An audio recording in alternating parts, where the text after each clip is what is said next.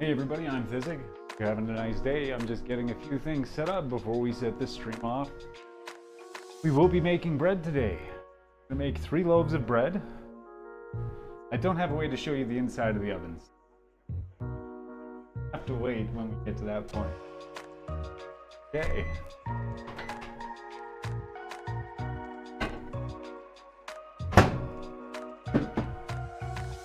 Stir up my water.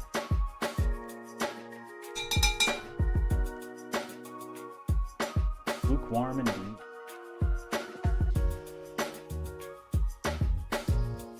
Now, how about we show you something? Pardon the noise. You are going to hear some noise.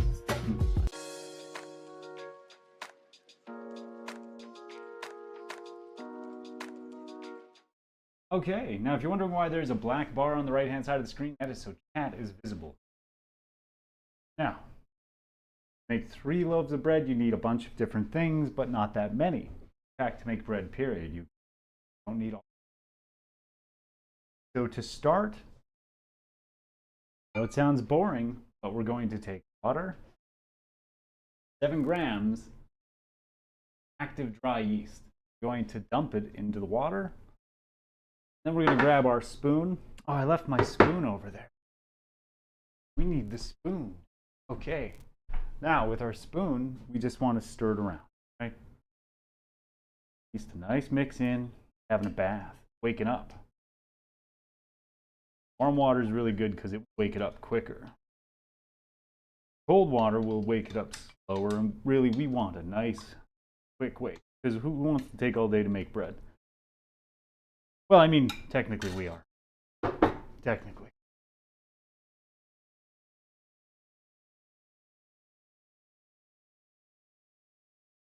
Now, after you get your yeast mixed into your water, you can walk away and just let it do what it needs to do.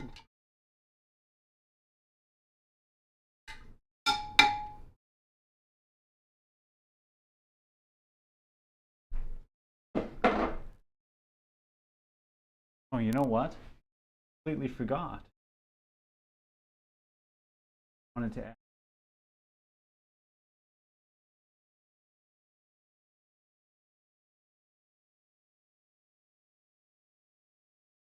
music in. There we go. The music from earlier is back. Now it just won't be so flat and dead air. Scooch this out of the way.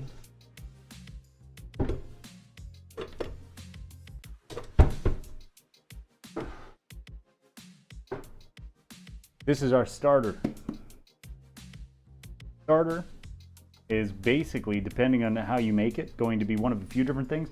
This is a 100% hydration sourdough starter, which is flour and water in equal parts. So you do 150 grams of white flour, all-purpose flour, and 150 grams of water. Mix, let sit overnight. The next day you need to trim some, discard it if you don't need it, and then put some more in. Now we're going to put a trivial amount in there off camera because there's no camera near the sink. We're going to put a little bit of flour and a little bit of water in there, just to kind of wake it up.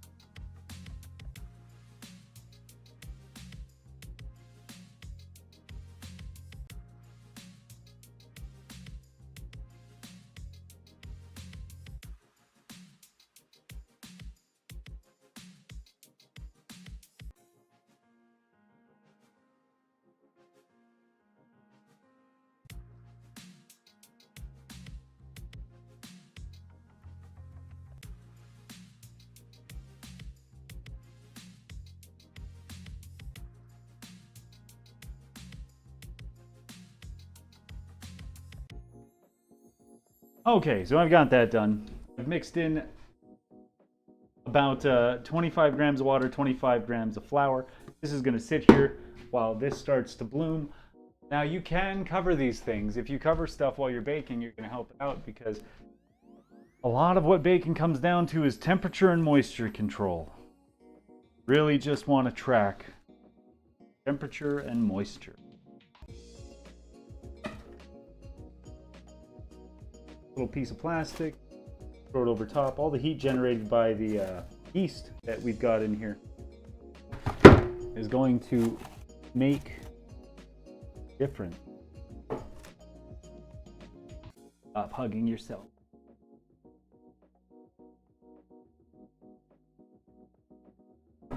So we give that a little cover, and the warmth generated by the yeast inside of the warm water is going to make it bloom faster. Now, if you've tested your yeast or you've baked with it already, you don't have to keep doing that. You do it to 1 jar, you're good. And you can also get packets. Packets are almost always a guarantee to work. Of course, when you open up some quick rise or anything, it's almost always going to. You should always test it the first time to make sure you're going to have something that can work. You don't want that experience. Nobody does. All right, well, let's cover what we've got here to make sure you understand what's going on. We've got 7 grams of salt. We're making 3 loaves. That's actually too little salt, but we're also using salted butter, so we're covering the difference. And for the butter, we're going to be using 60 grams of it. And that's just going to help enrich the dough a little bit. I'm not putting eggs in it today. Not everybody likes eggs in their bread. The person I'm taking bread to would like eggs in their next batch, not this batch though. Okay, we also have 600 grams of all-purpose flour. You can use bread flour, you can use any kind of flour you want. Honestly, bread is bread at the end of the day. What flour you're using will change the bread output, but the bread output's still going to be edible. That's the important. And then down here, 375 grams of lukewarm water with 7 grams of yeast, active quick dry, that is now blooming. And we're going to take 150 grams out of this starter. And between all of this, it's going to turn into bread.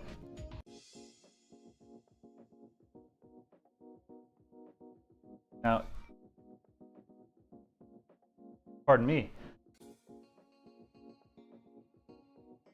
you might not want to contemplate making bread, but if you do, you get yourself bread tips. Don't worry about filling it all the way up. A lot of people will say, how do I know if I'm making enough bread? Well, you can make too much and it can be a problem. But if you put a loaf in there that's too small, it's still going to bake. It's still going to be tasty. Hey Hind, hey Legit, how's it going? No, this is going to be going for a while. We're just getting started. The yeast is blooming right here. Nightbot. I didn't know I had a Nightbot installed. Legit, you ignore Nightbot. Did I install a Night?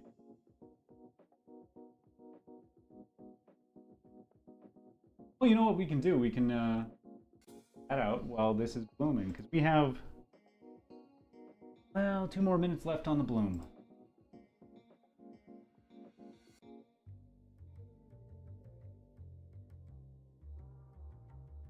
What do I look like? Some sort of main YouTube person who cares? I want people to be happy. Sometimes that means caps. And protect. Here we go. How do I disable it? Emotes are fine. That's fine. Link. I guess links are fine. I don't know until they're not fine. Blacklist, word, phrases.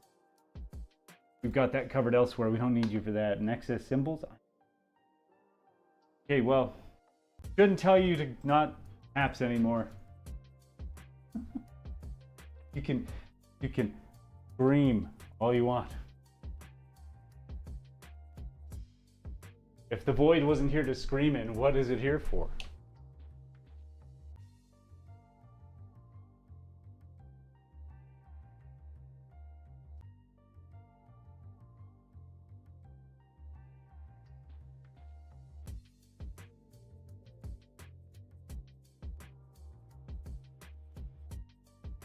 Do all kinds of meat in it. You can put fruit in it. I mean, I wouldn't put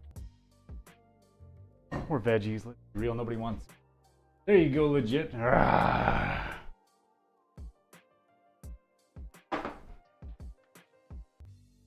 All right, so like I said earlier, you've tested your yeast, and I have. Always test your first batch when you open a new jar. Don't actually have to do the blooming process. So we've emulated enough of the bloom, we're good. Now, we're not putting sugar in here. Sugar, when you put it into bread doughs, is really good for browning the bread. So when you look at sourdoughs that don't have a lot of sugar, they're very pale. So we are going to be putting salt directly into the yeast fluid. This is going to help us.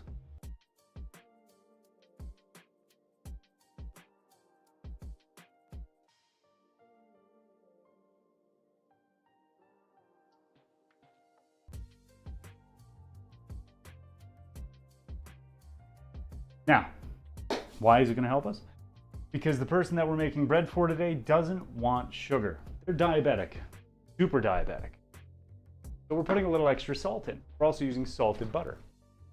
The reason for the salted butter and the reason salt is super good for this is it's going to brown the bread.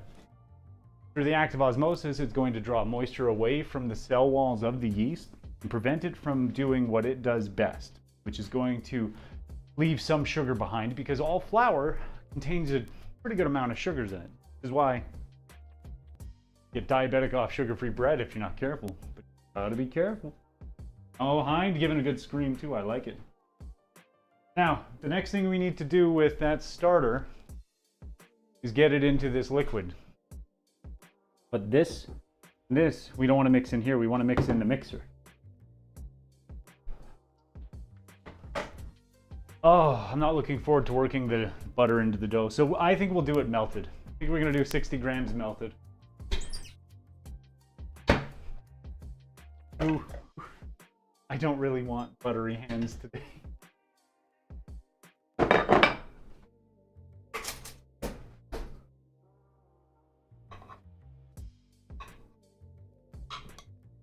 That's good butter, good salty butter.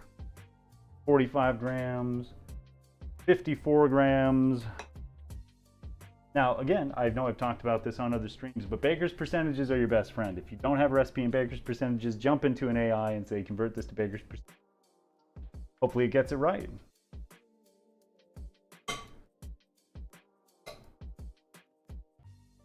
Follow the grams. Oh my gosh, things just never go wrong. I shouldn't have said that, because now this bread's going to turn out wrong. Whoopsie doodle. Okay. Butter's in the microwave. Just going to give it a nice 15 seconds.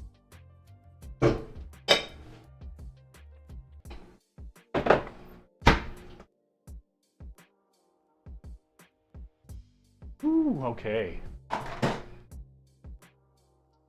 Now that that's working, we can get the mixer in place. No, you're not late, Phantom. We're making the bread. Yeah, Jen, I just jinxed myself. 100%. 100%. Okay, so we've got some mostly melted butter here. Mostly melted's fine. Really, we're just looking for warm. Now, in goes the yeast.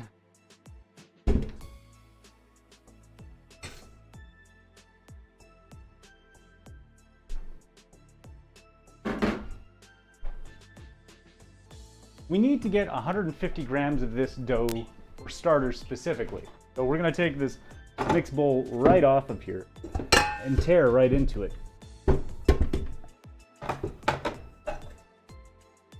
Whoop.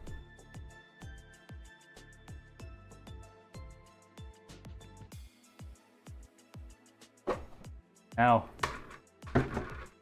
when working with starter, you can use spoons, tongs, anything you like. I recommend just getting some warm water on your fingers and ripping it out. But only if you got clean hands. Ugh, it's like slime.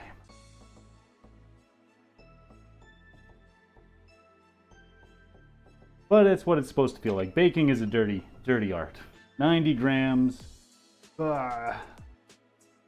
140 grams, we need 10 more grams of that good tangy starter. Get off my finger.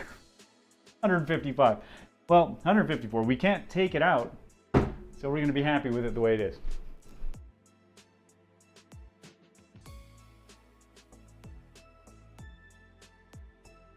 The best part about having slightly too wet of a dough is it's still going to come out fine. If you have it too dry, you might not be pleased with the end result. It could be frustrating, but we don't want that. Frustrations are not what we desire. Okay. Now it requires some agitation. And the agitation will help make sure everything that we're putting in here gets friendly. Because right now that starter doesn't want to make friends with the yeasty water. But a little bit of mixing will make it convince itself. Just a little.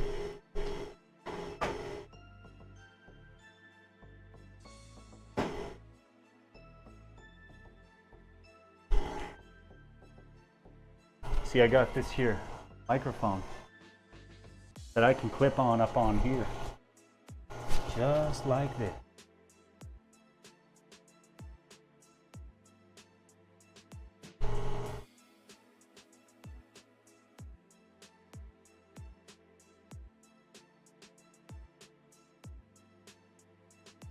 I don't even think that's picking up the mixer at all.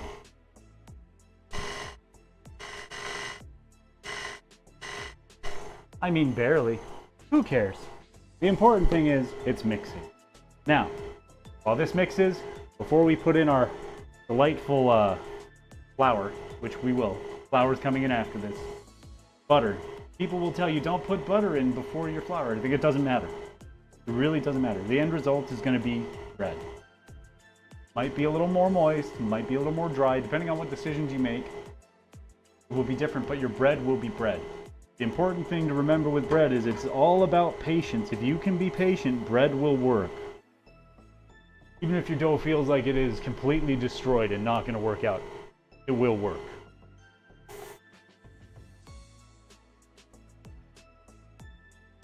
Even if you make hardtack, it'll still work. Okay, so this is getting along nicely. We want to start putting in our flour. If you can, hit up a thrift store. Try to find yourself a spatula like this. It's sturdy, got some bend to it, but it's great because it's concave on the side, so you can scoop stuff, which is great for working in small amounts of flour.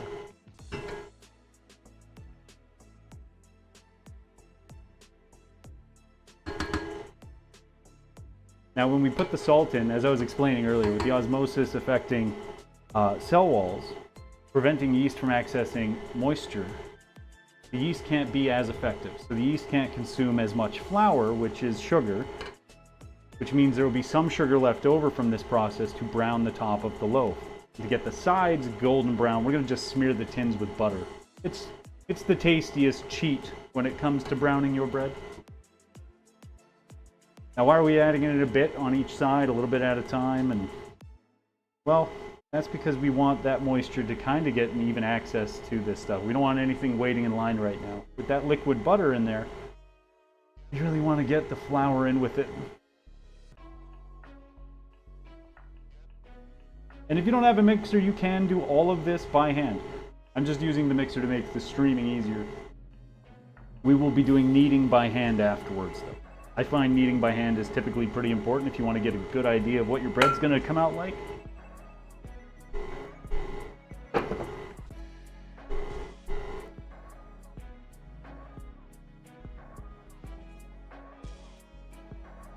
Good, looking good. Here, get you a look inside. And you can see here, you've got loose flour at the bottom. That will pick itself up in time. To help out, you want to take your spatula, flip it around, and just push straight down. You do not want to go in at an angle. You just want to go straight down until you can't. That's all you want to do. And it's literally the most helpful thing you can do to get that dough to pick up that flour. Now it's going to be sticky. That's just a fact. We're not avoiding sticky situations today. Nope.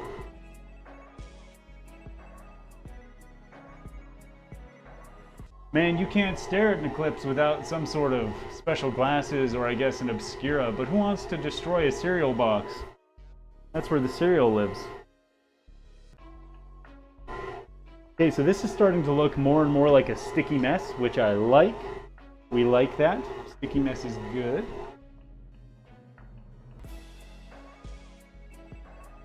Oh. Oh wow, yeah, you can hear it. It's starting to give a little struggle juggle. It's like, I don't know if I have it in me. But it wants to work. It's trying. And if you're wondering why I can just drop this here, this little pad, that's a silicone baking mat. It's nice and clean, so don't worry about it. Now you see down here, looks more sticky, less floury. This is perfect. This is where I like to stop and switch to hand kneading. Oh, we got a bunch of trapped flour up here. Well, that's not going to work. Let's clear the top of this, and then we'll get it spinning again. Let's turn it up even.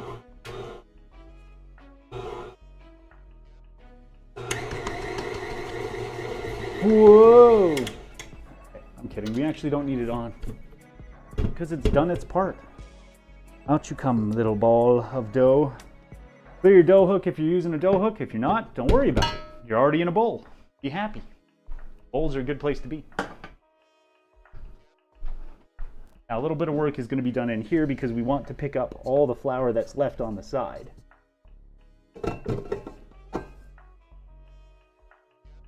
This stuff is still sticky as heck. You have glasses? Ah, attaboy, Hind. Attaboy. Get out there and look at the beauty of nature. Do whatever makes you happy.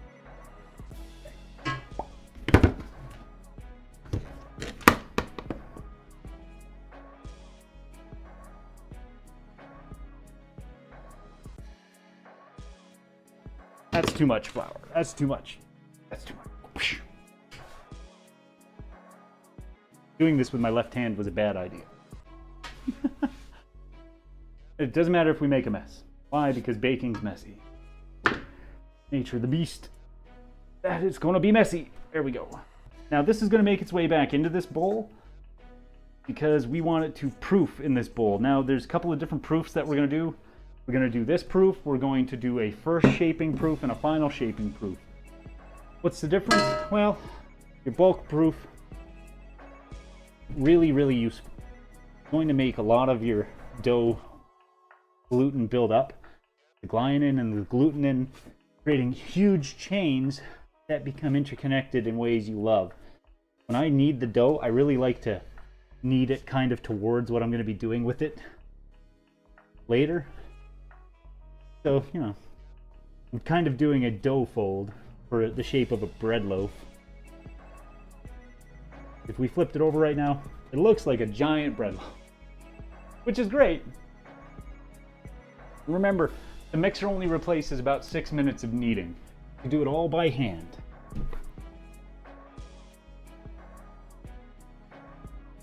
Don't worry about the eclipse. You'll be able to take all the time you want to go watch it, because in a few minutes here we're going to be down to an hour and a half wait for this to proof in the bowl, where you will get background music and very little of me.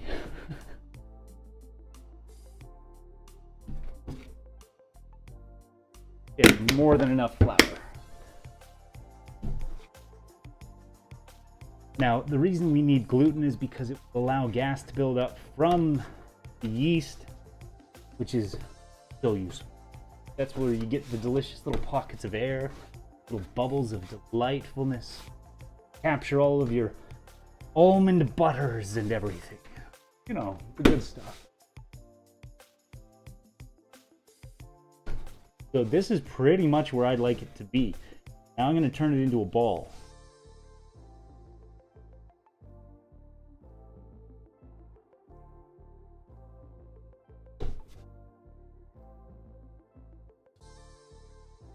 We're not making pizza dough, so please do not prep your bowl with oil. It's not probably a bad thing, it's probably fine. But I'm making a ball like this because it's got a proof in a bowl. And bowls like balls. And balls like bowls. Get your heads out of the gutters, you animals.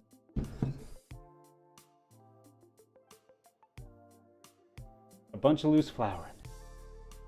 Now we're just gently rolling the bowl around to make sure everything's coated. Now I've got a little container off to the side that I will fill with excess flour, and then I'll use that on my bench or for my bench work.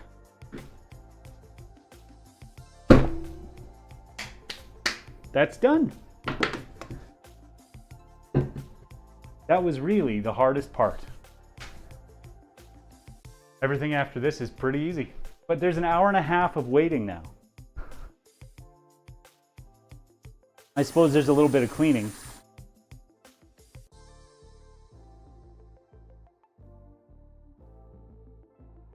All right.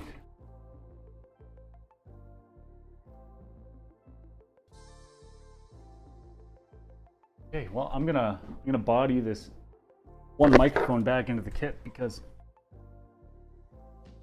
we don't actually need this mic.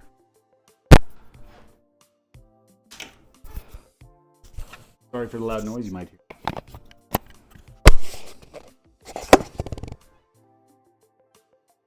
Down to one mic. Good.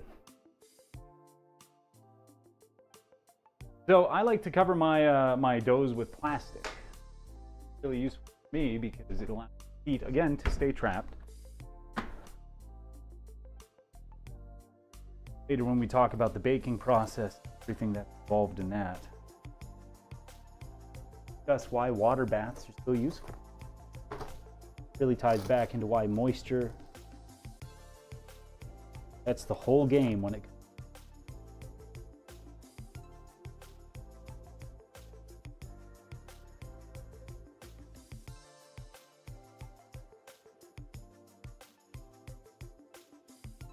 Well, this is going to be 1 p.m. Mountain Time. I don't know what your time zones are, so I just picked Mountain.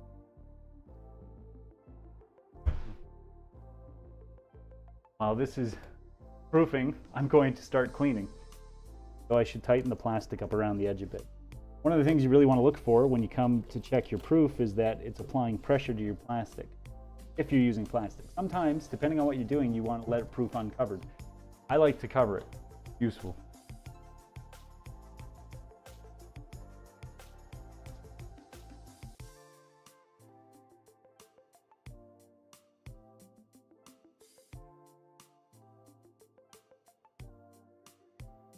I wonder what that clicking noise was.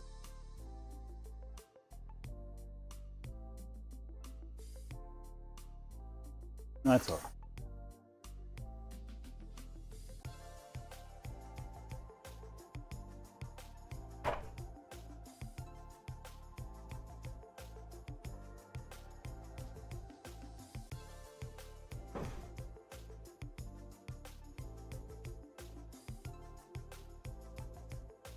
ASMR, yeah.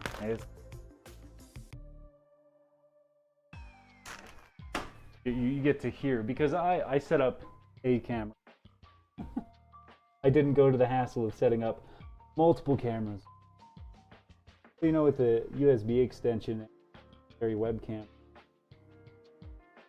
Probably could have run one over the other side of the kitchen and covered that angle too. Then I'd need some sort of producer or director. Scenes, cameras. Yeah. I think this is better this way. Okay, so cleanup's pretty much done. Just got a little bit of flour to get tidied. Then, I mean, you'll still be able to hear me. I'm just going to go do other stuff. I'm actually going to watch the bread proof from the other room. Good time.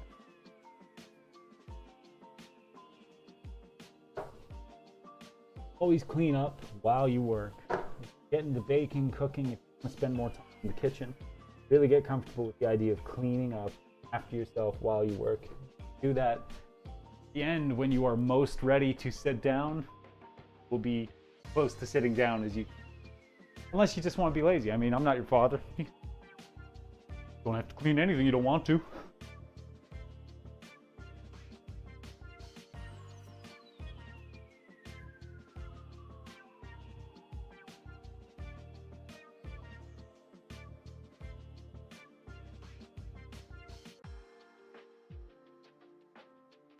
Because, you know, spoon to stir up the yeast. Need that yeast.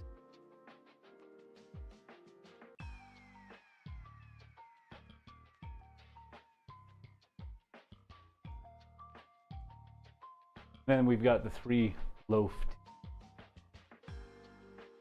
I shouldn't call them all tin. One was glass. Loaf tins. Yeah. But we don't prepare these till later. There is no real benefit in pre-buttering your tins other than exposing them to the opportunity to collect.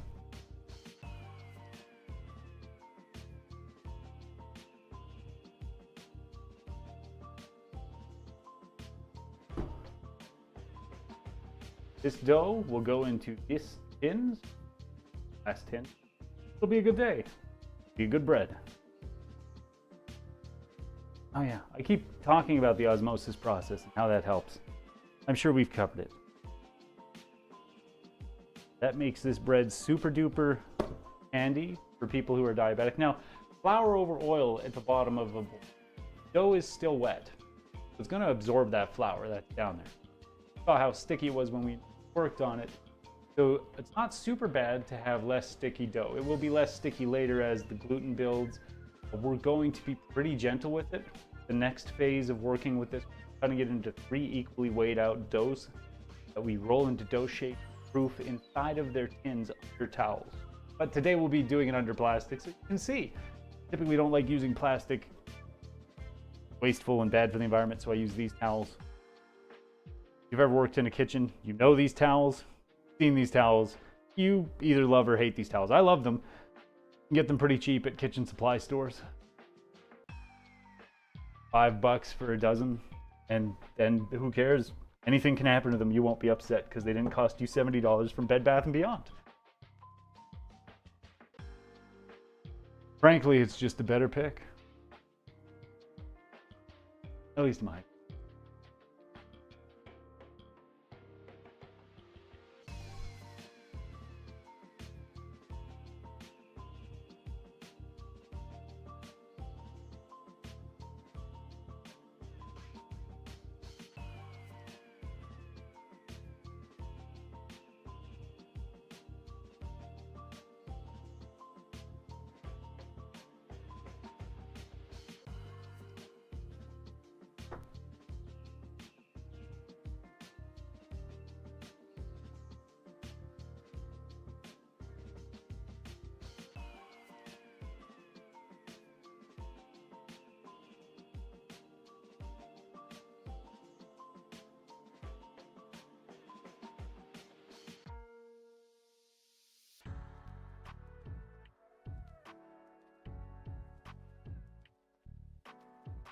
Here's my one. Always got to stay hydrated. Always.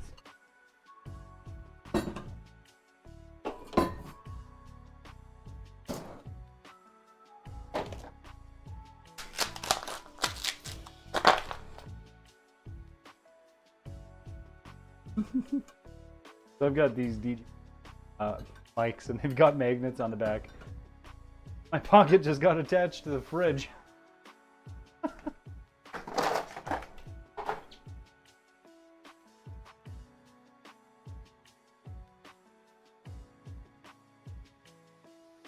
But for ease of use, I've got you running lav mic.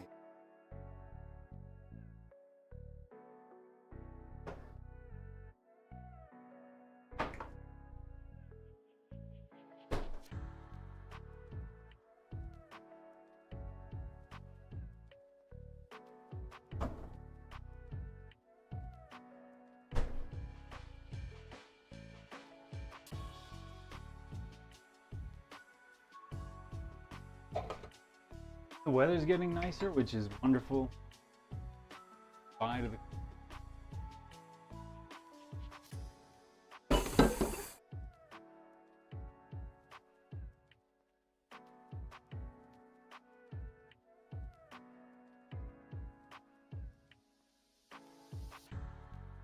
Oh, I live in Canada. Ridiculous.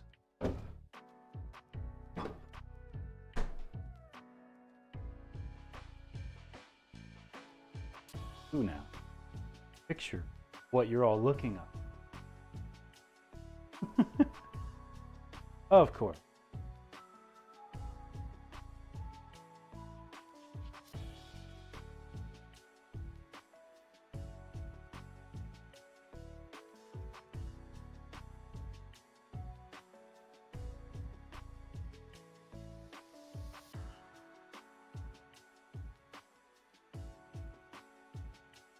Then we open YouTube, go post it.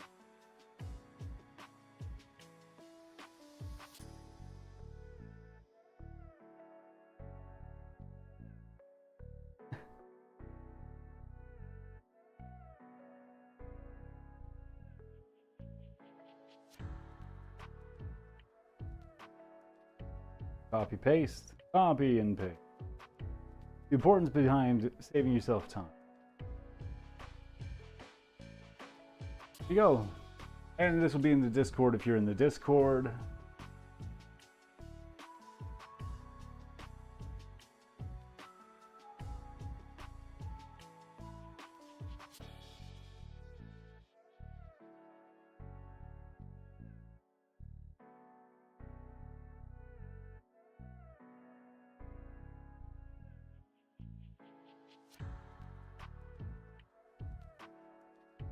I know how to get to it. And image, text, paste.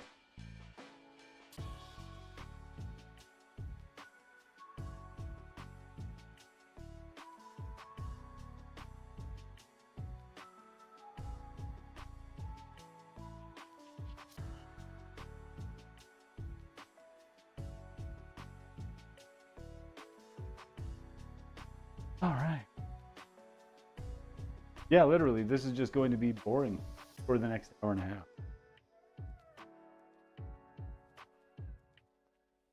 Could have done it. Built the clock.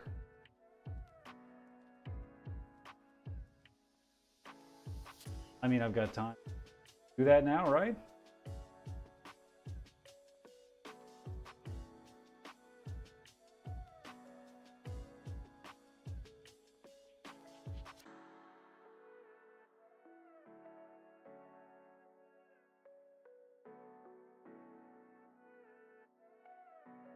What? It's been in there.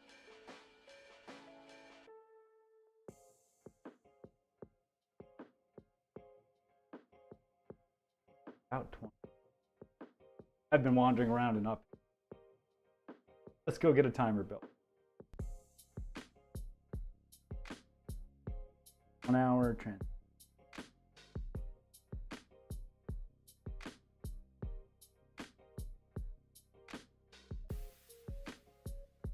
Okay, this should in theory build a timer out.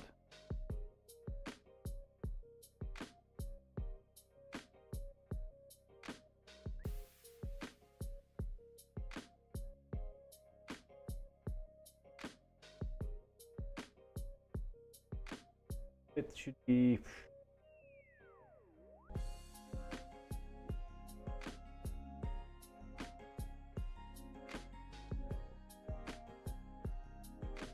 a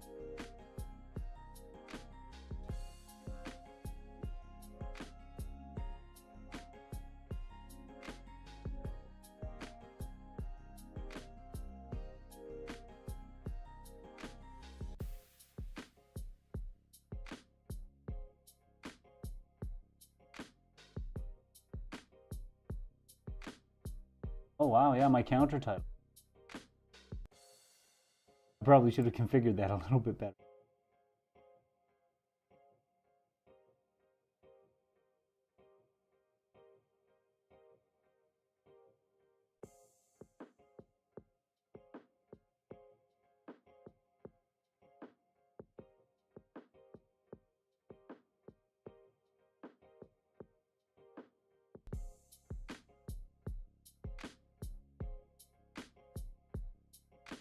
roofing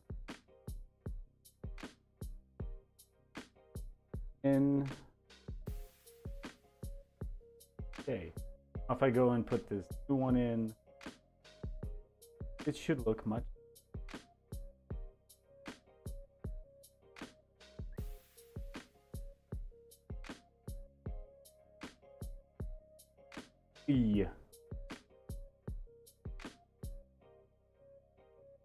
That's not too bad.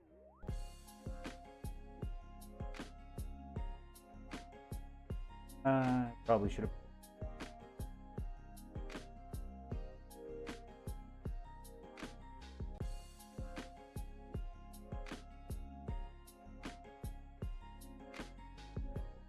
Well, that's easy to fix.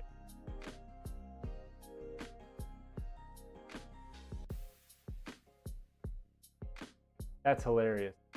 Thought that was gonna be.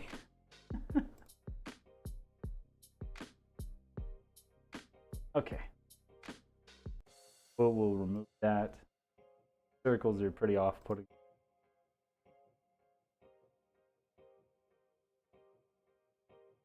And I'm just gonna grab talent, make a rectangle that's slightly.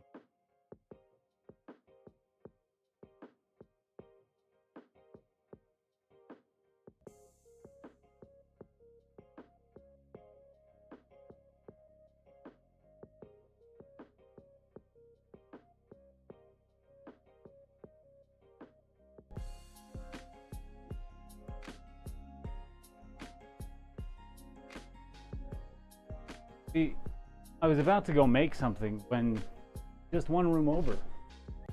Just grabbed from the other computer where I already built all the assets. What was I thinking? The trick there is I wasn't thinking.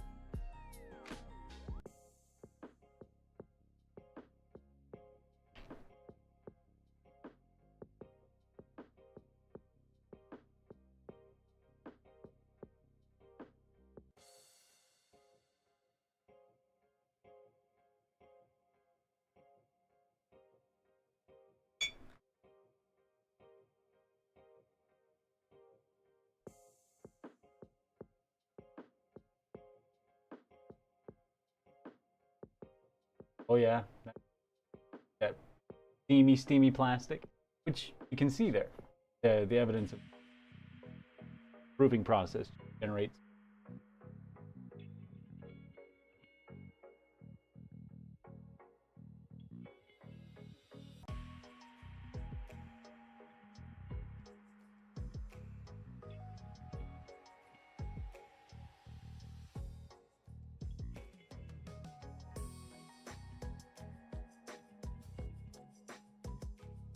I just realized you can't hear me that well because I've lost line of sight. I went around.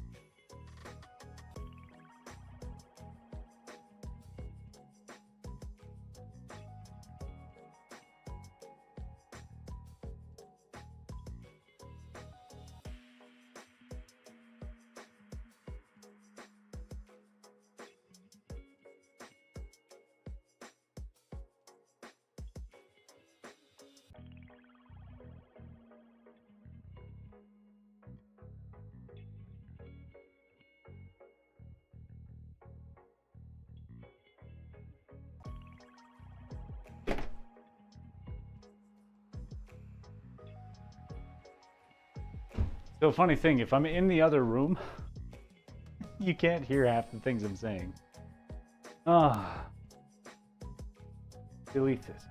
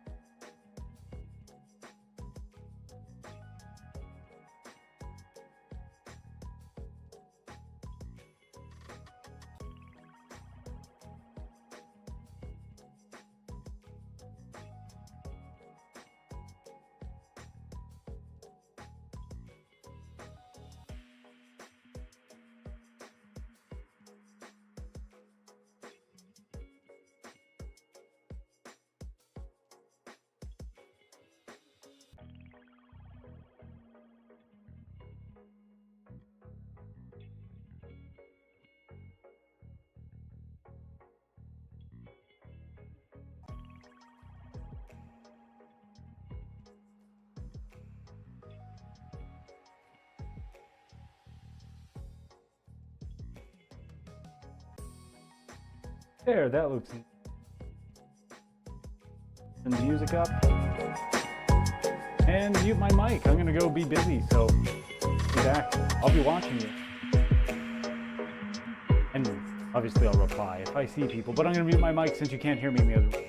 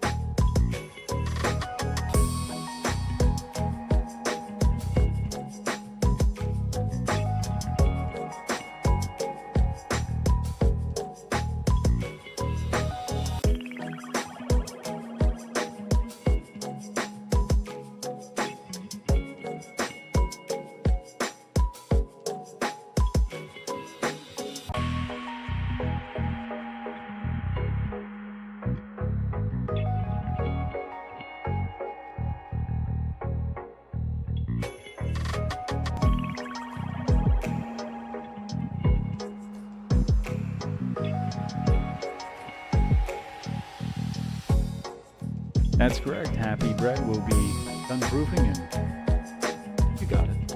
I don't have to sing.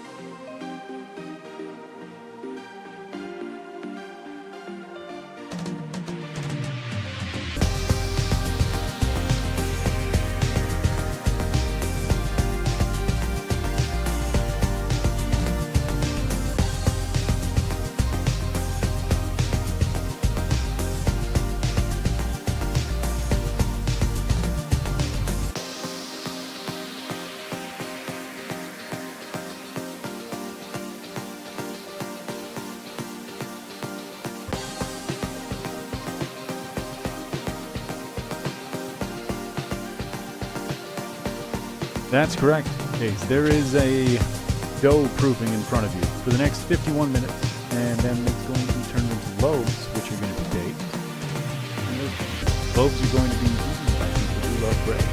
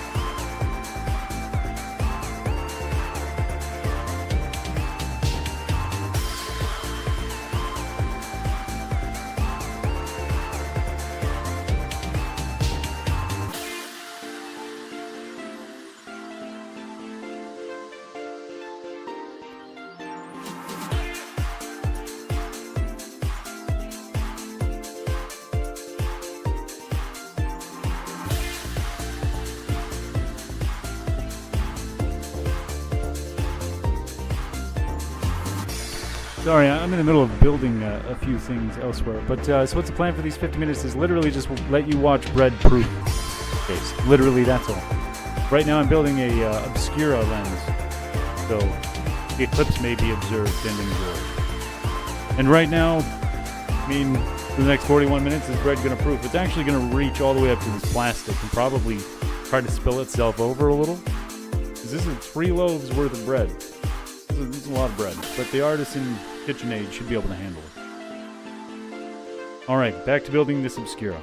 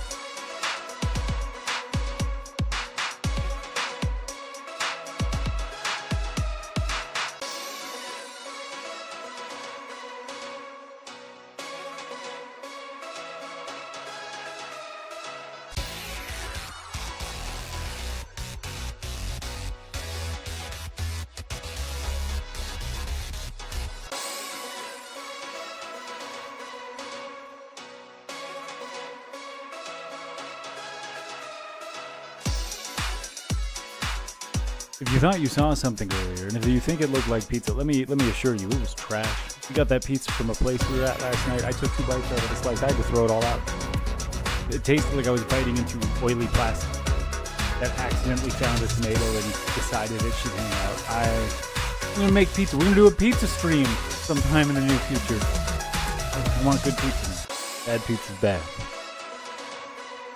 And yes, look at how big this boy is. He's huge, huge. This thing used to be down way low. It's gonna be a lot of fun. A lot of work. A lot of fun.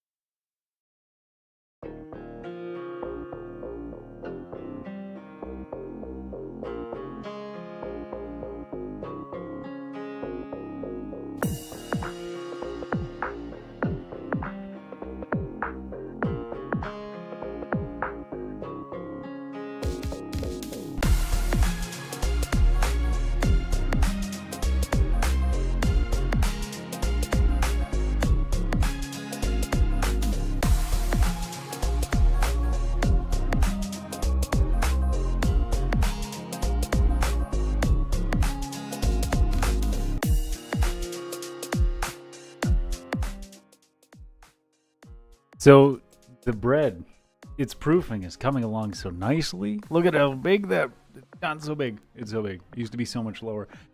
And the eclipse will be happening in, see here, 17 minutes.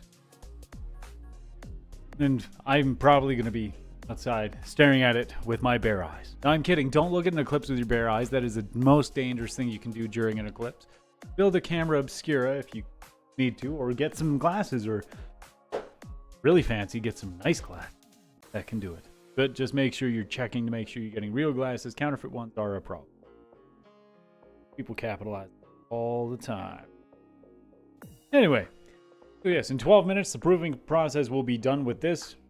I might not be here right away because of eclipse. I built an obscura using a cereal box, some tinfoil, a white piece of paper, and some electrical. Good day. Anyway, I gotta step away. I gotta go finish the beverage I'm enjoying for the eclipse and the dough. This is pretty much eclipse bread, I guess. So maybe it'll give us magic powers and I'll be able to climb walls or something. That's spider.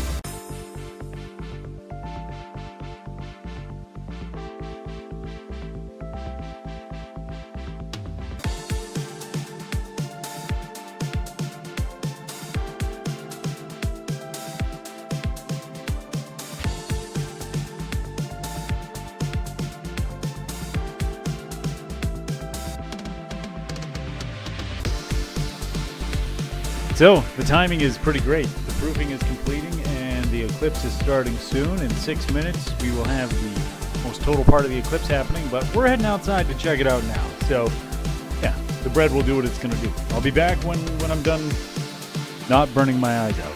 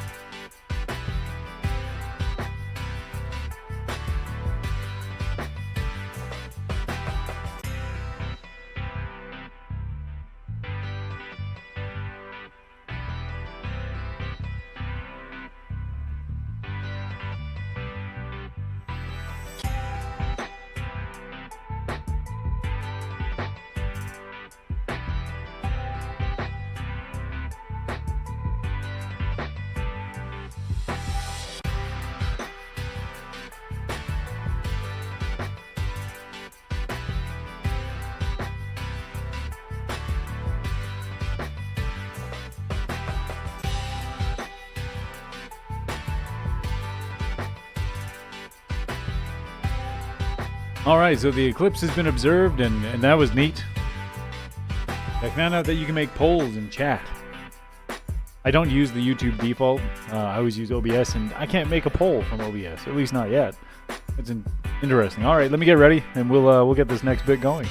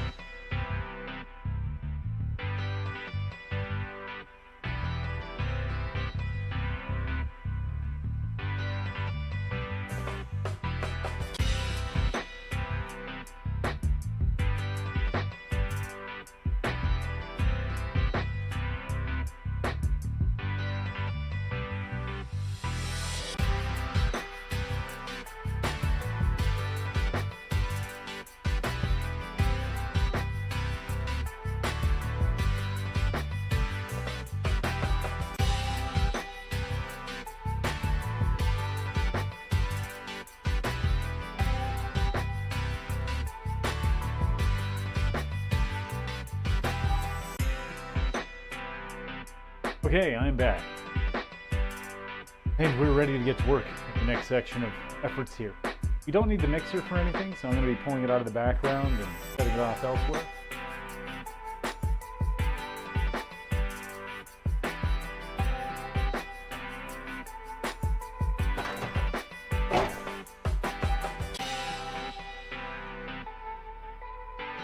Oh wait, that's the... Okay. Everything's fine. Nobody panic. Except for you. You panic. Only a little. It's Monday after all. Okay. So something we need to do. We want to get the dough proofing, the next part of it. Which means we want our tins prepped. So we need them buttered. And in order to butter them properly, look at this dough. Look at how freaking poofed up it got during proofing. That thing was maybe the size of a really big orange. Like one of those commercial oranges. Kind that just look too good to be true. Right. Let me teach you a bit of a kitchen hack here. I worked in a lot of kitchens. And most people have worked in kitchens, at least they should. Take parchment paper, sprinkle it up into a ball in your hand.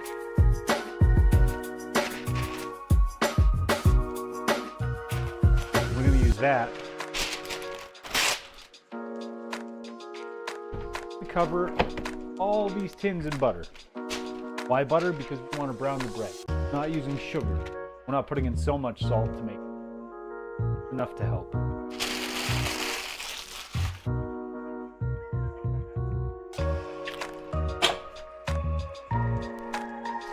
Shove your parchment paper in a cup. Fill it with hot water from the tap.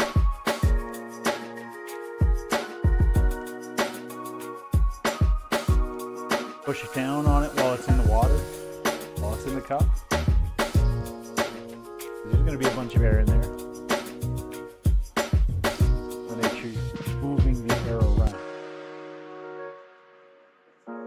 It's going to start to feel softer. As soon as it starts to feel softer, take it out, pour the water free down the sink, and I mean it, wring it out, squeeze it. It's going to help get the water out from all the different locations within it. Dry it off with a nice clean towel. Honestly, grab hold of it, start drying it off. You're not going to throw this away now. This is a beautiful piece of prepared parchment paper. I guess it's not so parched now. But now, look how it moves now. So nice. Listen to it. not making any of that high crackly noise that you're used. This can be used in a couple of different ways now. You can use this to more easily form into a tin. Notice it's not popping itself out. Or you can use it to protect your hand from butter. Just scoop up bits of butter, wipe things better. That's what we're going to be doing today.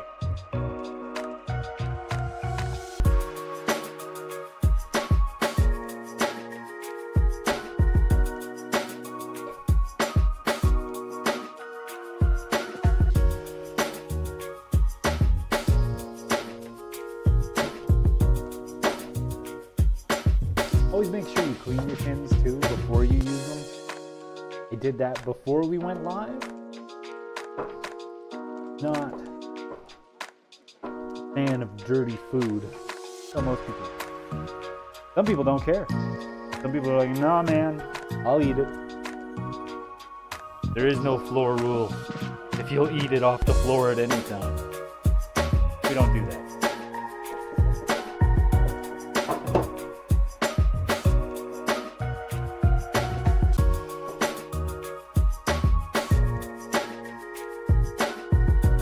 Afraid about keeping in really greasy. Bread is just going to use the butter.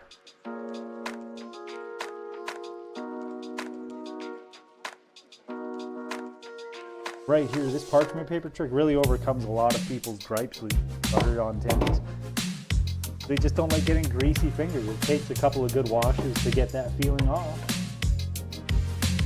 And this just prevents the need. Wholesale. There we go. One nicely buttered tin, prepared and waiting. 2 more to go.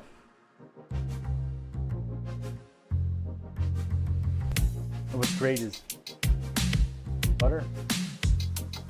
Just there. It's butter. Not on your hand. Not rinsing it off. You're not washing it away.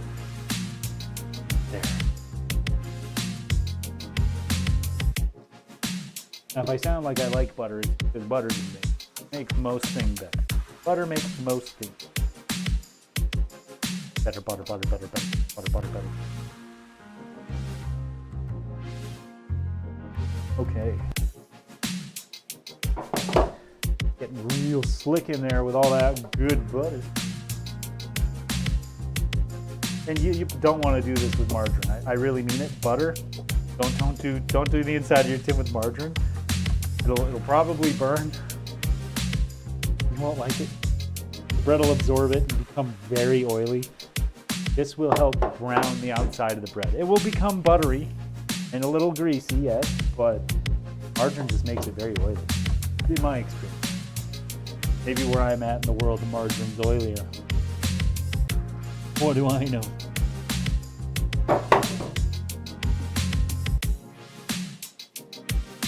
I love these old vintage tins. These are all aluminum. They're not like lead or anything. They're not composite with lead. This is just aluminum. These tins, aluminum tins have dimples. I gotta tell you, dimples on tins is great because bread slides free every time. Pretty easy. We've got our 2 aluminum tins done. Next, we're on to the glass, which isn't really. Oh, the glass loaf pan, I guess? I don't know. Anyway. We're just buttering everything. You wouldn't need to take care of this step necessarily. You could just do parchment paper, exactly like we did by wetting it out, putting it in. Or you can take parchment paper and fold it around the outside like a Christmas present. That's another great way to get parchment paper to fit. Now, if you just don't want to use butter on your tin for some reason, like if you have health concerns, and then when you're done with it, you just take it over, run it under hot water, and the butter comes right off. Now, don't stop there. You definitely want to put soap on it too. Surfactants. Bill Nye would be so proud of you if you use soap to help keep your reusable parchment paper clean. And then you just wash your hands using this nice couple parchment paper, which isn't really parch now, so calling it parchment paper is bad. Because we have quenched it, and it dries so quickly. Hanging on any kind of drying rack, coat hanger, anything. Dry it with a towel if you want. And when you're done drying it, you put it in a Ziploc bag or any kind of storage container. Some people have reusable bags. Some people hang them. I think it's weird. I like throwing them in a reusable Ziploc bag. I am definitely generally against using plastics so you can avoid it. Try to use other things. You could get yourself a glass jar or like a mason jar. Rinse and reuse something you pick up from the store. Maybe if you pick up a Dijon mustard or something, when you're done with that, rinse it out, that's great. And the parchment.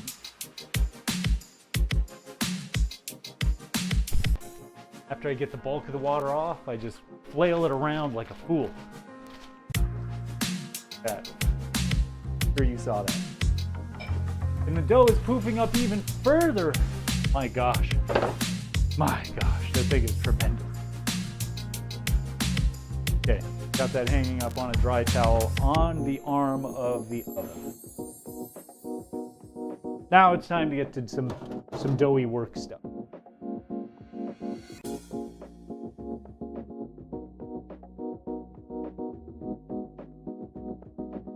For this, we will need a scale.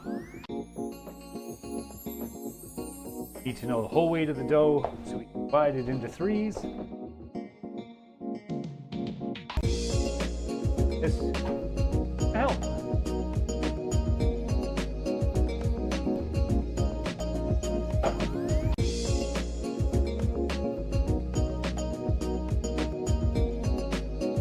Now, we don't want to be afraid of using flour. We're going to need a lot of it. Look at how chungus this dough has gotten. Oh my gosh. There's so much gas in there. Having a separate container with some flour in it, like I mentioned earlier, is useful.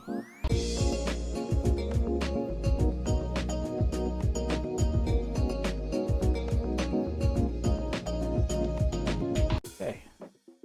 Get it all over my hands. Top of the dough. Oh, this isn't going to come out pretty.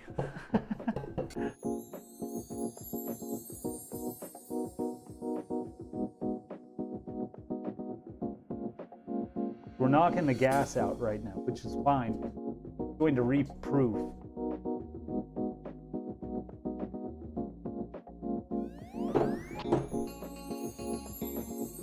We have here 1.2 kilograms of dough. That is currently what is on this scale. Well, 1,197 grams. To be specific. And I'm pulling out the loose pieces of dough from inside.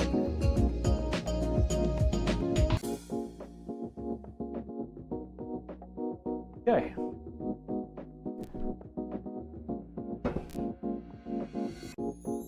So we're going to call it 1,200 on the button. And do 400 grams for the first two and do whatever's left in the last one. Because that will be easy.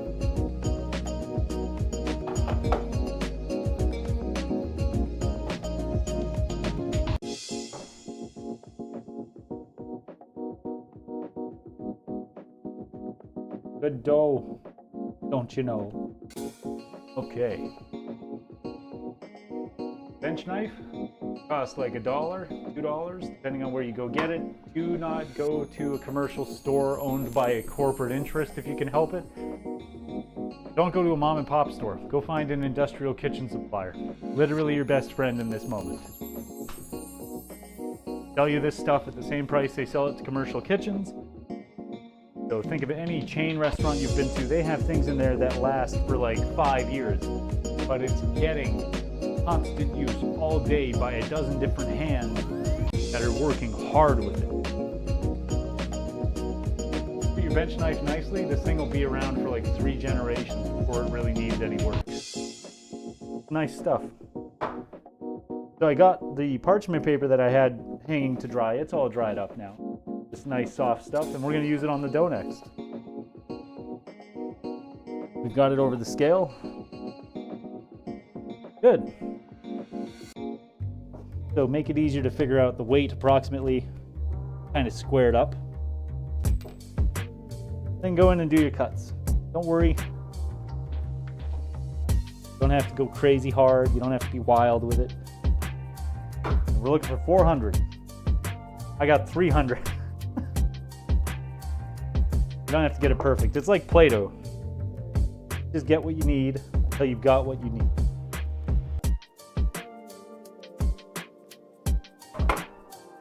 I know you can't see that. What am I doing? There. Now you can see slightly. So that's 407, 406,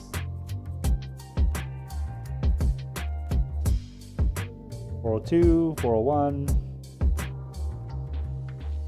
400. So we've got one done. Great. We're going to quickly pick up all the parts for it. We're going to just fold it into itself. We're not going to work hard on this yet. We're just going to make a little packet with all the loose bits we had. Side. I'm going to sit here. Here I mean on the corner of the mat. And it's just going to relax.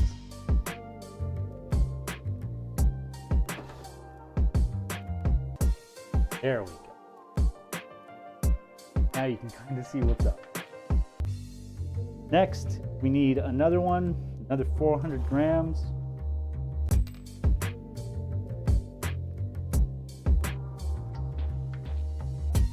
Means we should just be able to kind of take this one in half. Be about right. 368, we'll pull the loose stuff off the top.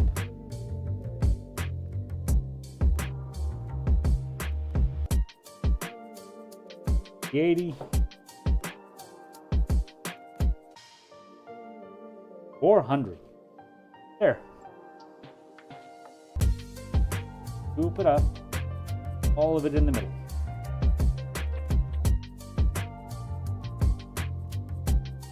No, we're not making pizza dough. We're going to work on all of these.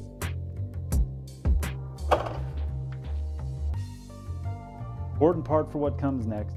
All the doughs need some love. We're re-kneading the dough. Little, not a lot. To fold it in on itself and get really nice tight fold. Start to hear air bubbles popping and hissing through the skin of the dough. That's where I like it to be. So we drop this in. It lives in here.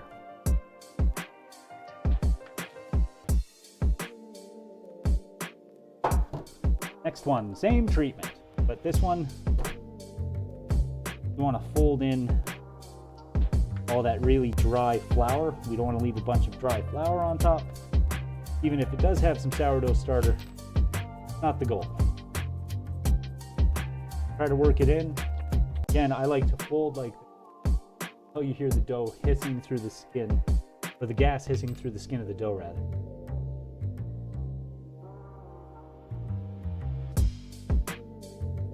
See if I can show you a bubble. This right here, bubble. Oh, there's a box there. We can get rid of that.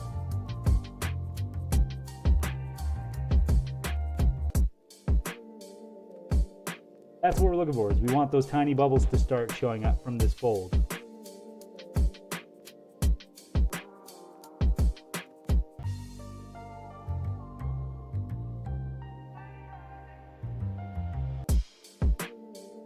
Take our little loaf and we throw it in the pan. Do it again. To the third and final loaf. You know what the best part of this is? There's more proofing that you're gonna watch. Like another hour of it.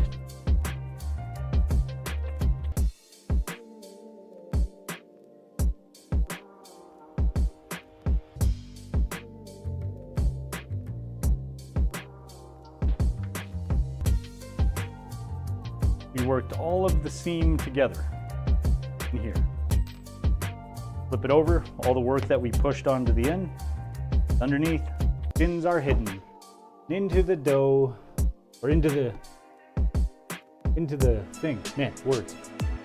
Pins you go. Dough. Okay. Get rid of the work mat. Give you a delightful view of the dough. Try to keep it center. Try to keep it close to center. Now, need more plastic.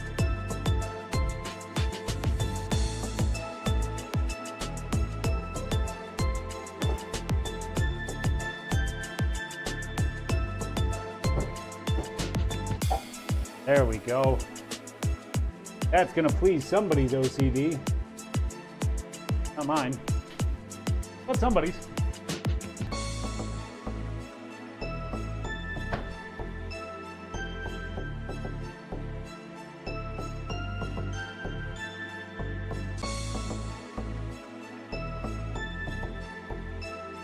Okay.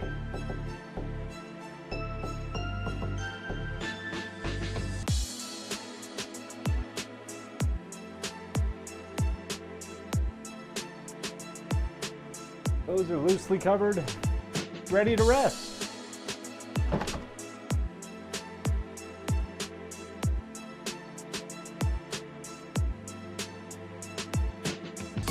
Yeah, the counter's closed up. Hey. Could be another hour.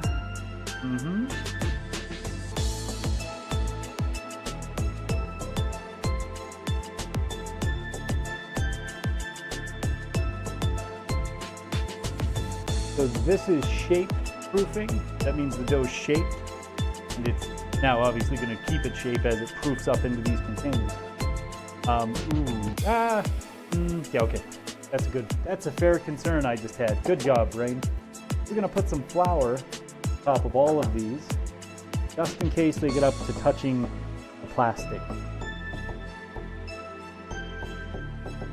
You don't want the plastic becoming best friends with the dough. There. Nice thin film of flour is fine. You could also use a neutral oil if you wanted.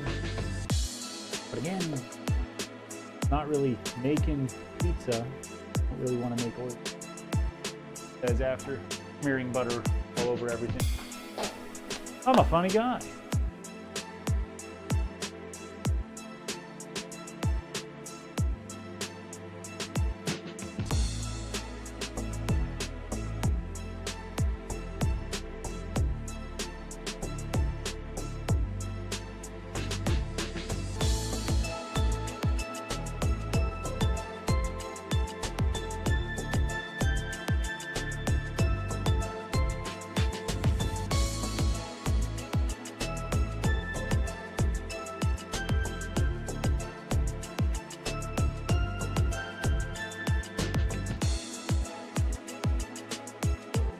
Okay, well, now we just gotta wait. Oh, music's too loud. Oh no. I'm sorry, Phantom.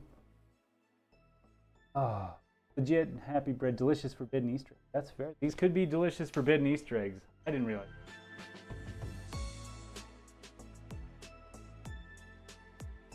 My bad. Glad to see all that stuff I said was overrun by music. I should look at chat more often. Problem with physical streams. Sometimes you're not near the monitor. Thank you for the heads up, though.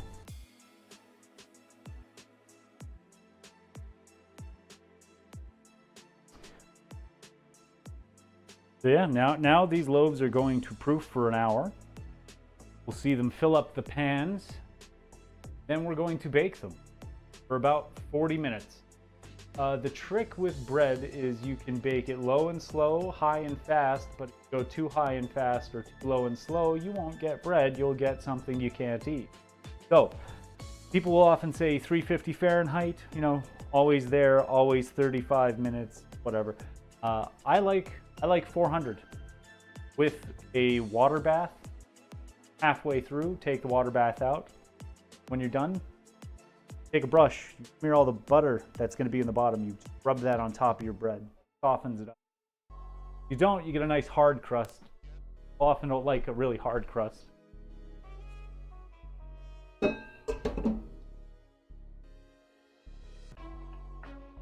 And if you're wondering what I'm doing, well, I'm cleaning.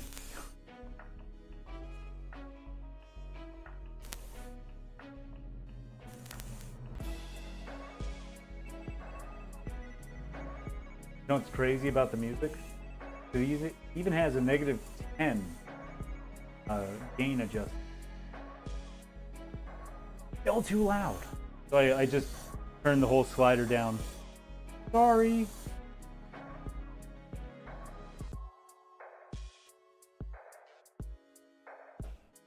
Yeah, well, now the music's not too loud.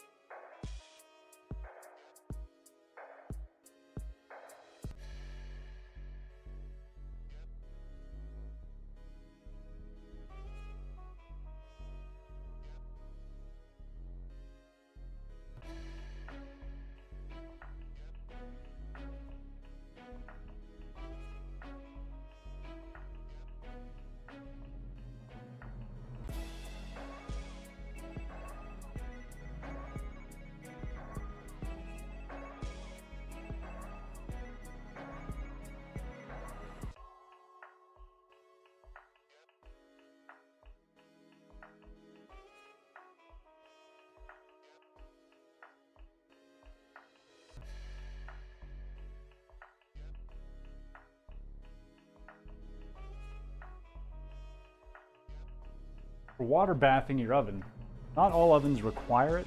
Some ovens have very double to moisture requirements.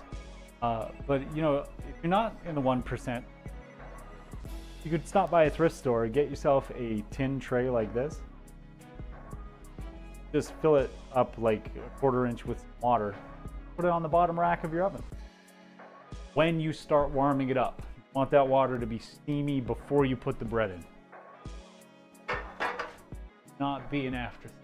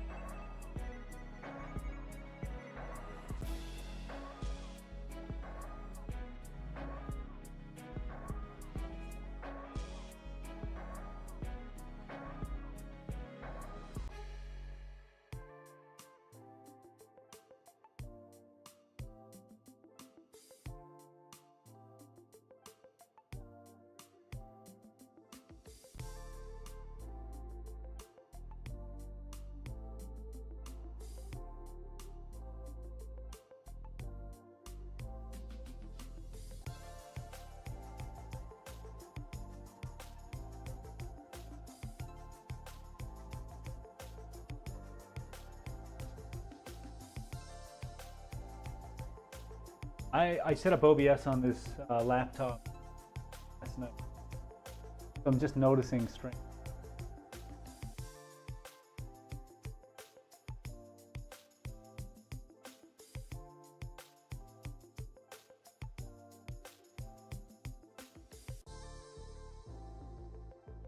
It says it's 1920 by 10.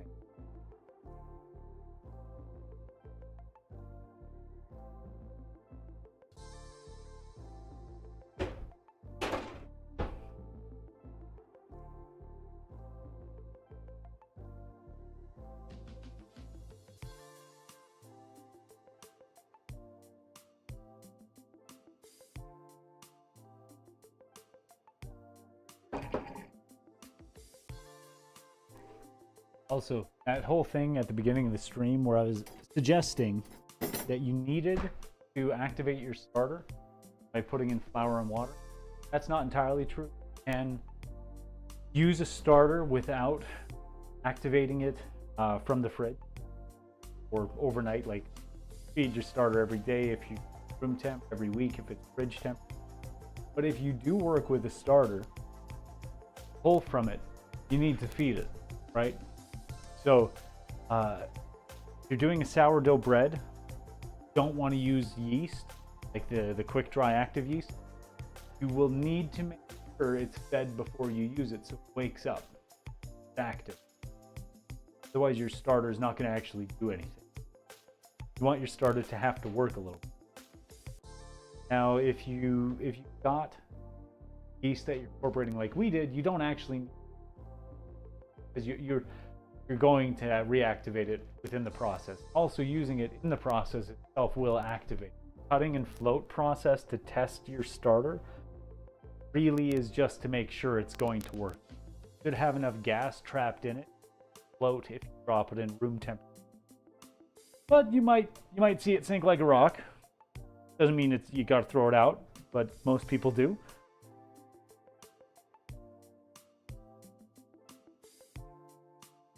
Anybody else just get a whole bunch of water all over their legs, or is that just me? Just me? Cool. This is where you thank the kitchen gods that it was cold water and not boiling hot water.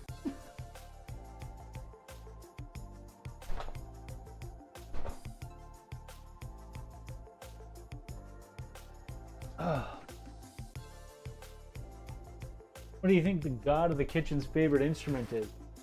I'm pretty sure it's got to be the mandolin. That's right, you're getting kitchen puns. Didn't think you were getting kitchen, but you getting them. 49. Well, it's probably going to take that long to clean up the kitchen. You wouldn't think baking makes a mess, but when you're bad at it, it makes a mess. I'm pretty bad at baking. But it's so easy. Once you figure it out and you start using baker's percentages, it just becomes so easy. Never have to use another cup measure, teaspoons, none of that. Never, ever, ever. Do it by grams.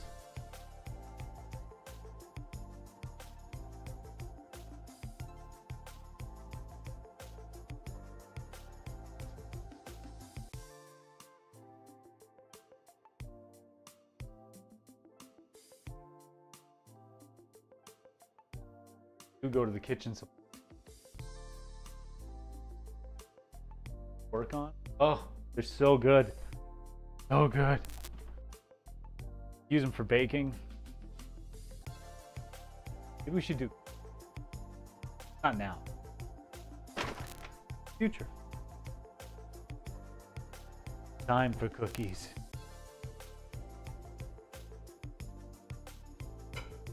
All right, well, I'm gonna let stuff soak and go do other things. That means you won't be able to hear the mic, so I'm gonna mute my mic and you can enjoy 48 minutes of proofing bread.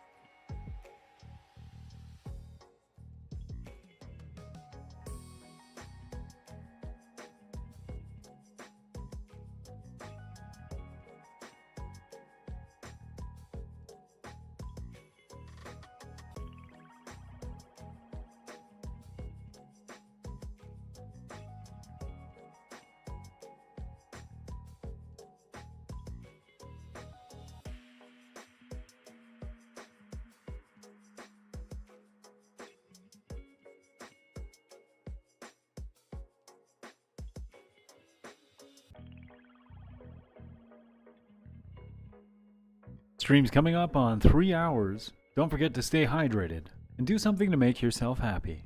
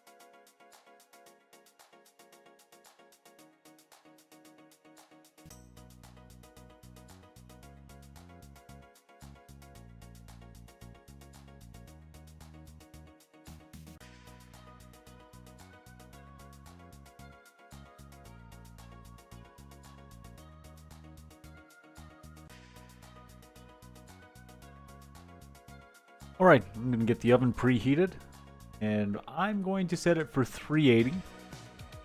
And as soon as it beeps, I'm gonna turn it down to 350, and I think we might need to turn it up partway through, but 3 loaves is a new experience for me. I've only been doing single loaves to test. I like the recipe. Now we're gonna bake in batch. Boy, I hope it comes out proper. We also might need to rotate where the pans are partway through. Yeah, let's see what happens. We'll see what happens.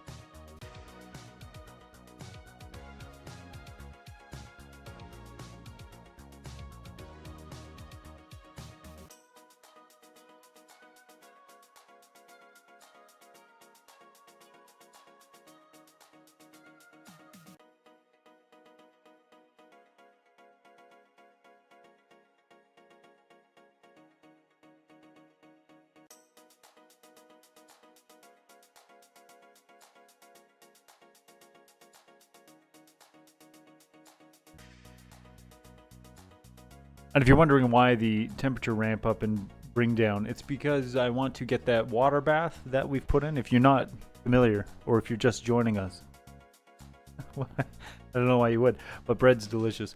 You need to put a water bath in your oven if you're doing bread. That way the crust stays supple and does not become really thick. Crust will be really thick. Less moisture you have available in that oven, thicker the crust. And I don't know if you want that. Personally, I like a crust that's not too thick.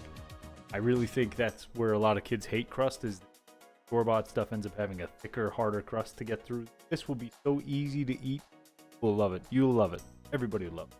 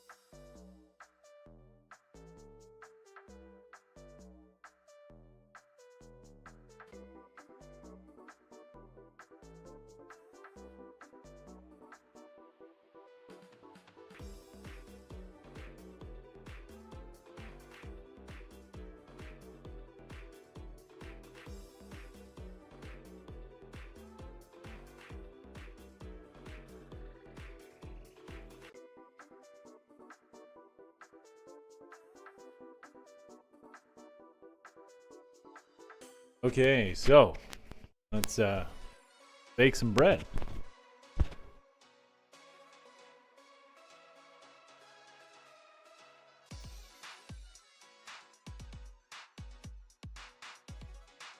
So if you're just joining us, we've got 3 loaves of bread that we're getting ready to put in the oven. And it looks like dough touched in the middle, not on the sides, or side loaves. Good thing we put flour on there. Now, that is pretty good. I'm not gonna lie. I'm pretty pleased with how that looks. Oh, fantastic. Let's get you in there for a better look.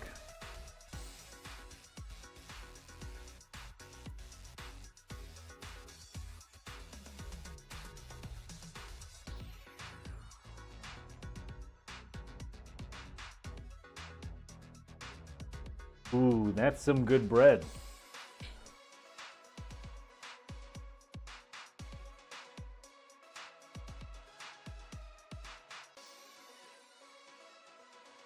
That's right, Phantom. Now, let's that stuff off. Yeah, I guess move this way. You give me a sec.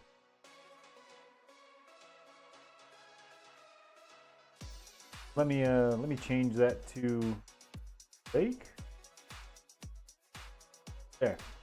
Yeah, not as smooth because mobile set. Here's some god awful noise. Screaming. Okay. I've just inevitably hurt.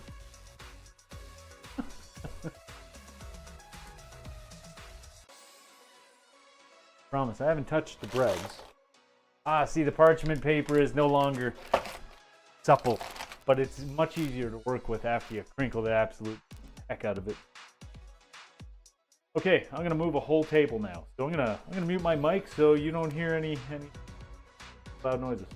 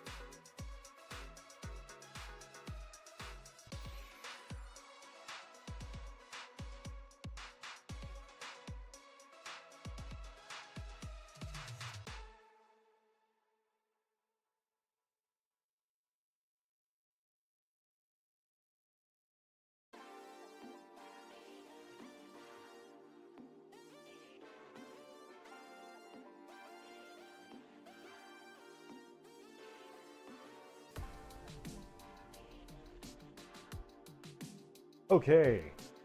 Nothing horrible happened and everything worked out just fine. Temperatures at 380, we're dropping it down to 50. And switching scenes. We are. I don't know why it's focused on the towels, but got bread that we now want to put into the oven. Got our water bath. And we start loading bread. Halfway through, in about 15 minutes, all of these need to be rotated.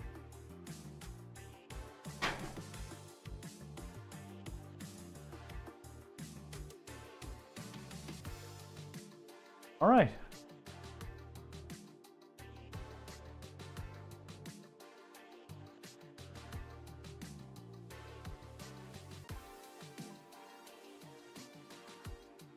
And the steam bath has to come out then too.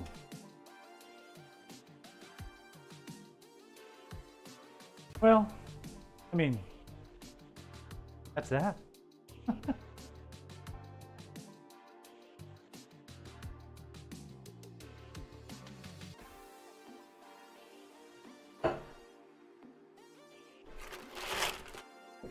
Earlier when I showed you soak this water, get it to be pliant. Now it's really crinkly, really dry.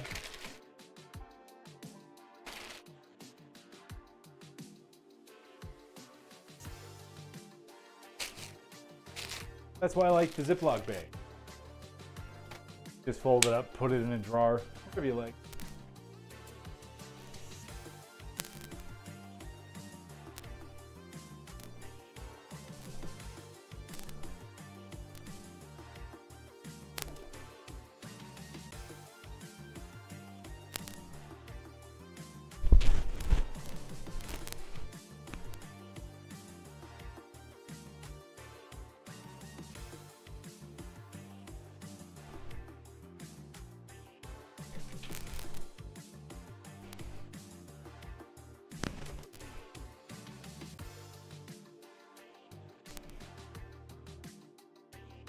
Now I know what we can do.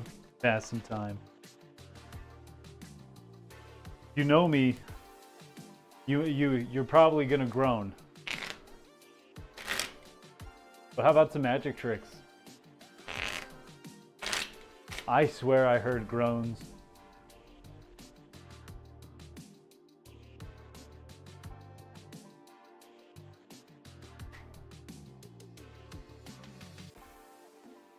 Wait, how do we do this trick again? Hold on, let me look at my notes.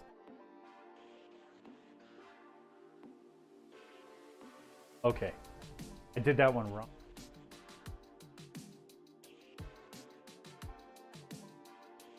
I think it's easier if you're here. Maybe I gotta back up. If I back up more, I'm gonna hit the oven.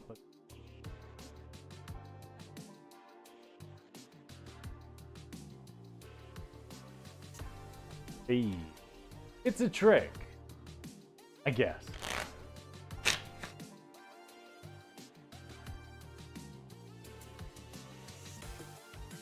Here's your Queen of Diamonds.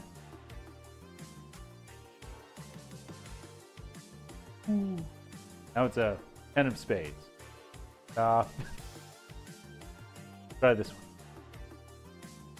8 of Clubs. Snap your fingers. Now it's a 7 of Clubs. We're doing math. That's the -1, right? Everybody likes the -1 trick. And oh, we're back up to an 8.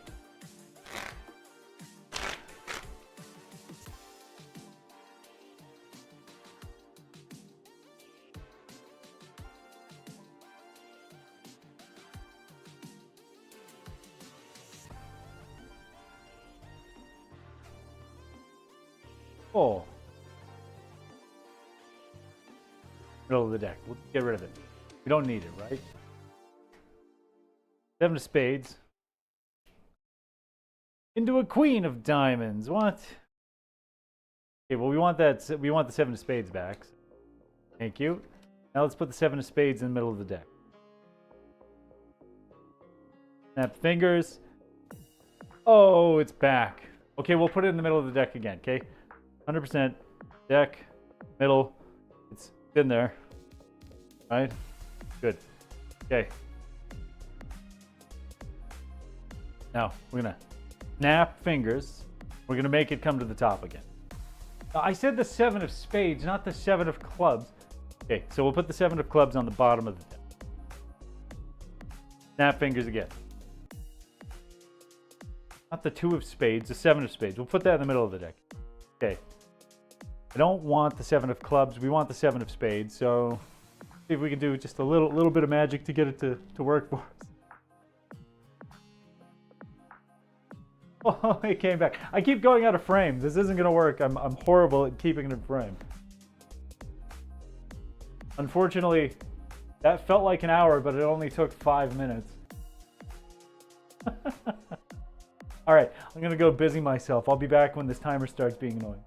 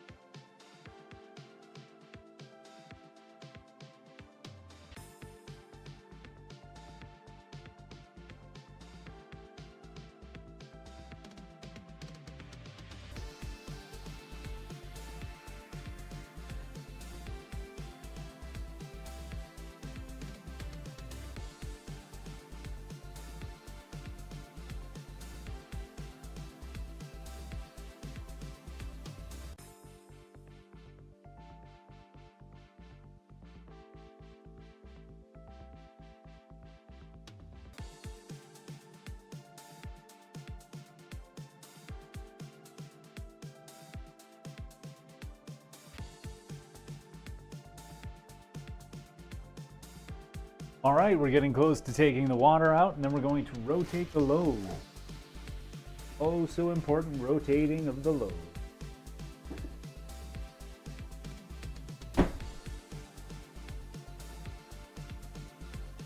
Water's a bit sketchy, because, you know, water. Careful, careful. Everything will work out.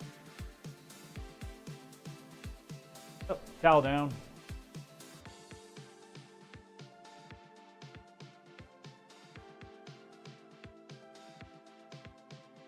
Ooh. You haven't needed a little clean in that spot anyway, right? Right. A little hot. Feel good? Good, okay, perfect. Now, take out and do a quick rotate.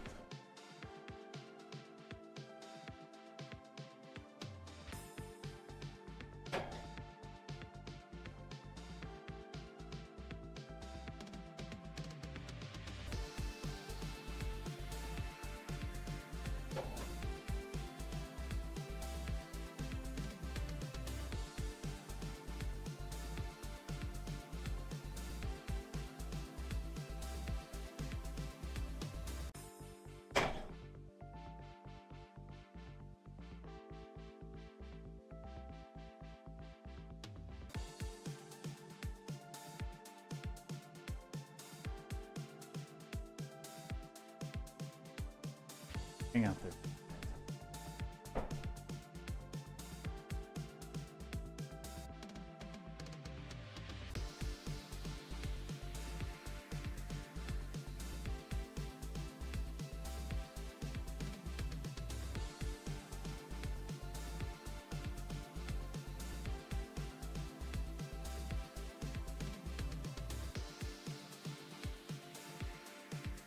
Saved you hearing the beeps. 17 minutes from now, the bread will be done.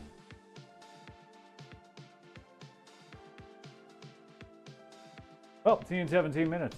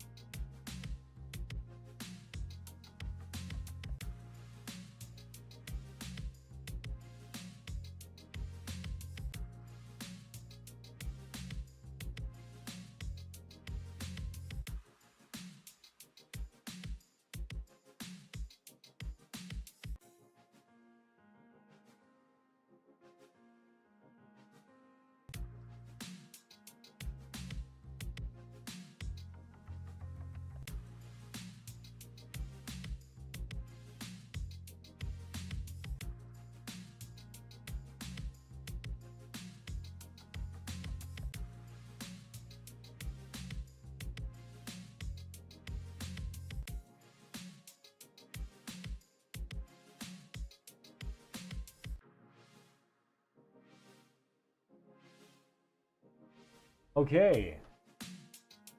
Nerve-wracking. Timer is... Well, you have to let the bread do a little bit of browning.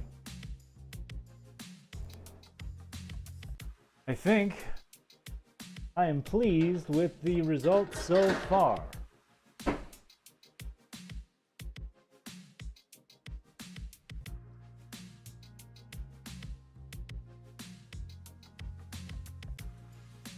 at that nice golden brown bread, eh?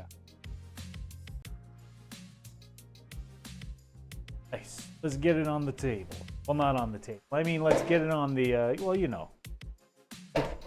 The thing it's gonna cool on. Guys, words are hard. I can actually shut this off. Cooking the outside air.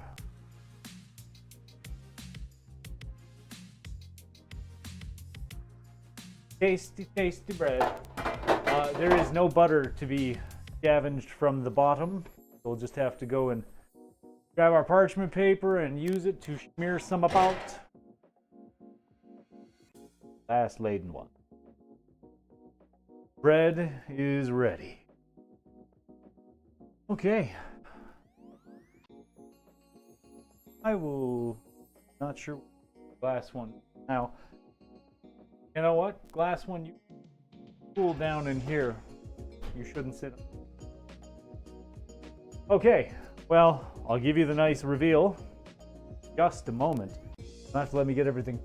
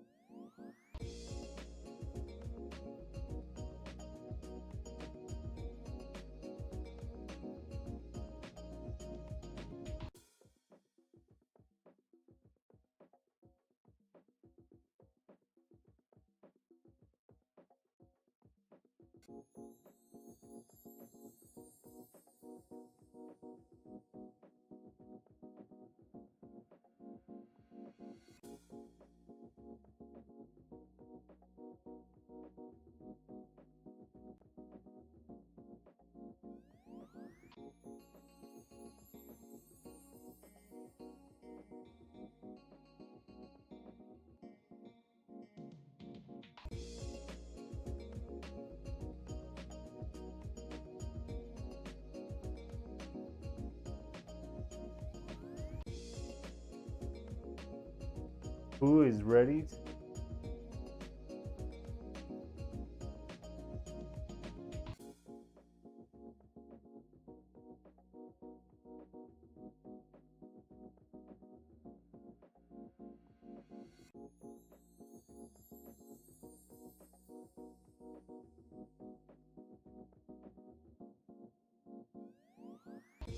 Bread needs a little bit of treatment.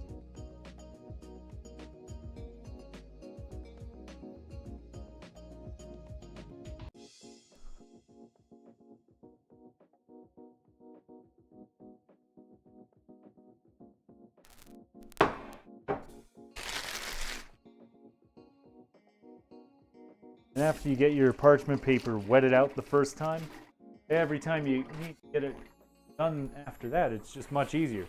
Don't need the cup, don't need hot water. It'll get supple under anything after the first one.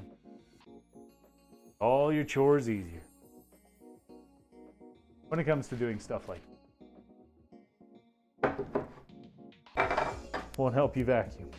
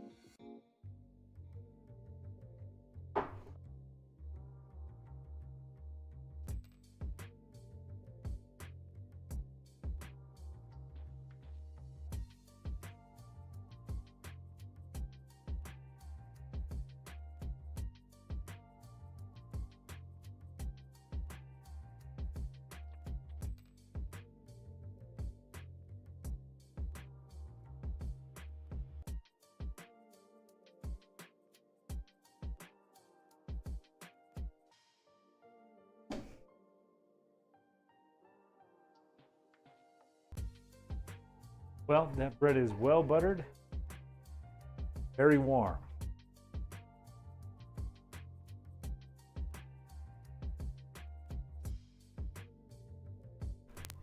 Stream has been live for 4 hours. Delicious, delicious stream. Eddie, good.